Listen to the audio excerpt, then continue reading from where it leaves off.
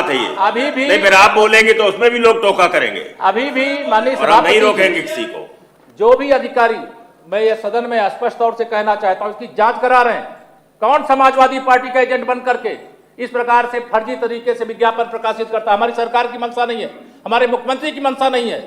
हम पूरे डंके की चोट से कहते हैं जो आरक्षण की प्रक्रिया है, जो संविधान संपत्ति जिनको मिलना चाहिए उनको भी देंगे। और माननीय सभापति जी, आपके माध्यम से मैं सदन के माध्यम से घोषणा करता हूं, और ये कैबिनेट का फैसला हो चुका है, अभी तो हम ये आरक्षित श्रेणी की सरकारी नौकरियां ही नहीं, अभी तो हम संविदा और जो हमारे आउटसोर्सिंग के कर्मी उसका भी आदेश जारी कर रहे हैं जल्दी से जल्दी, उसमें भी आरक्षण देने का काम करेंगे।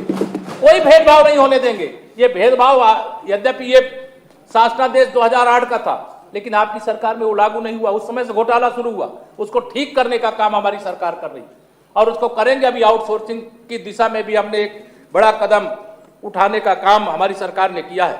माननीय सभापति जी, हम जानते हैं उत्तर प्रदेश में 27% ओबीसी का आरक्षण है।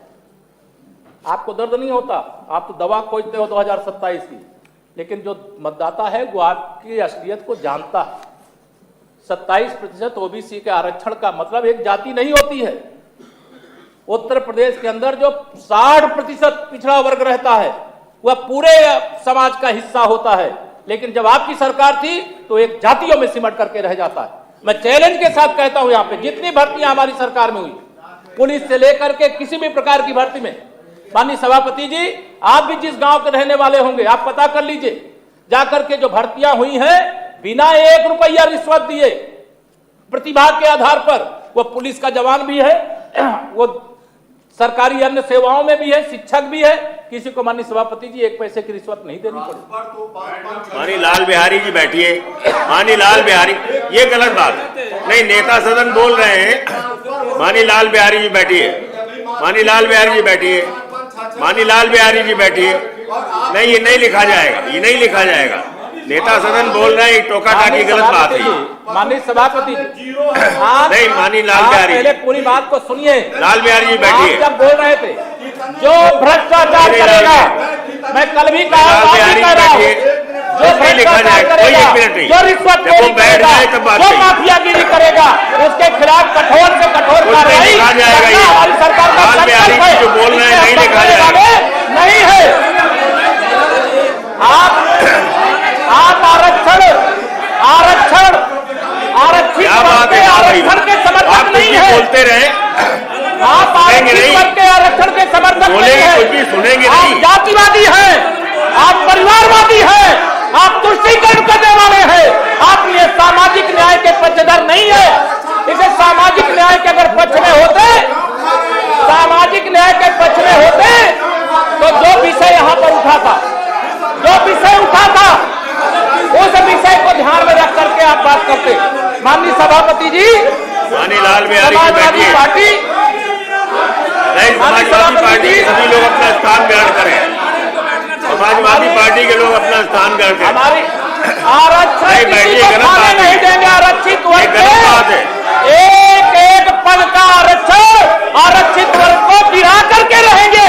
ये हमारा संकल्प है, ये हमारा वादा है, और इस जनता का हमारे ऊपर भरोसा है। आप पर भरोसा नहीं है, आप भरोसा खो चुके हो, आप भरोसा खो चुके हो, इसलिए आप वहां बैठे हो। आप भरोसा खो चुके हो। जनता का भरोसा भारतीय जनता पार्टी पर है, और भारतीय जनता पार्टी के प्रति भरोसे के कारण हो रही है। आपसे सुना नहीं जा रहा है। आज सच सुनने का साहस नहीं है आपके अंदर, स्थान ग्रहण करिए। सच सुनने का साहस नहीं है आपके अंदर। आप सुनिए तो, आप बैठिए, मैं हर आपके अपने जगह बैठिए और सुनिए। आपके द्वारा उठाए गए हर प्रश्न का उत्तर दे रहा हूँ, आपके द्वारा उठाए गए हर प्रश्न का उत्तर दे रहा हूँ। सुनने की हिम्मत है तो बैठिए, सुनिए। सुनने का साहस नहीं है आपके अंदर।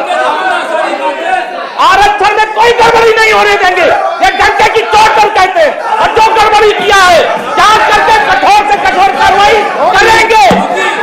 और जो भी एजेंट आपके बैठे हैं उनका पता करवा रहे, उसकी जांच करवा रहे।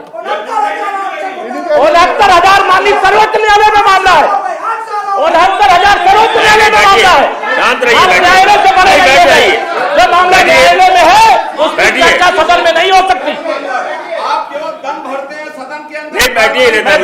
डरता, मैं करता हूँ। करते हैं आप मानवर, करता हूँ, वो करके दिखाया हूँ।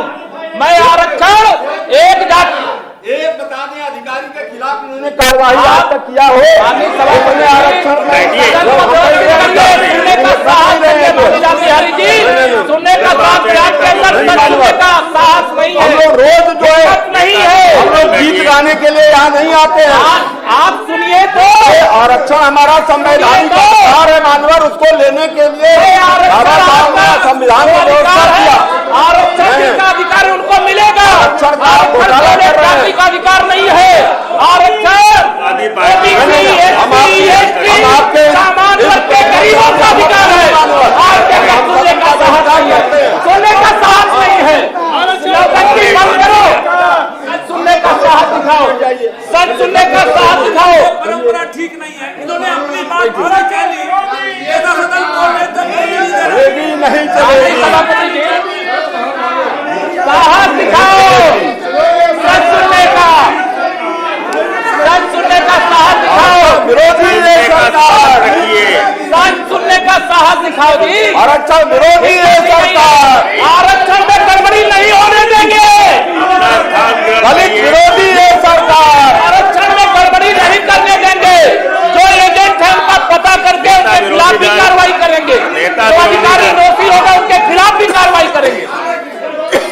नेता विरोधी दल बैठो, सदस्यों को बुलाइए, सदस्यों को नेता विरोधी दल सबको कहिए सदन व्यवस्थित करें। आवाज में दम नहीं है। नेता विरोधी दल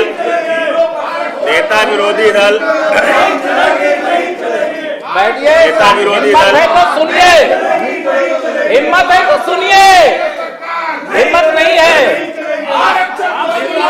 माननीय सभापति जी, अरे नेता विरोधी दल माननीय सभापति जी, इसके पास सदस्यों को सुनने बुलाइए, का साहस नहीं है, सच का सामना करने का साहस नहीं है। माननीय आरक्षण में गड़बड़ी नहीं होने देंगे, ये हमारा संकल्प है। नहीं, ये गलत बात है।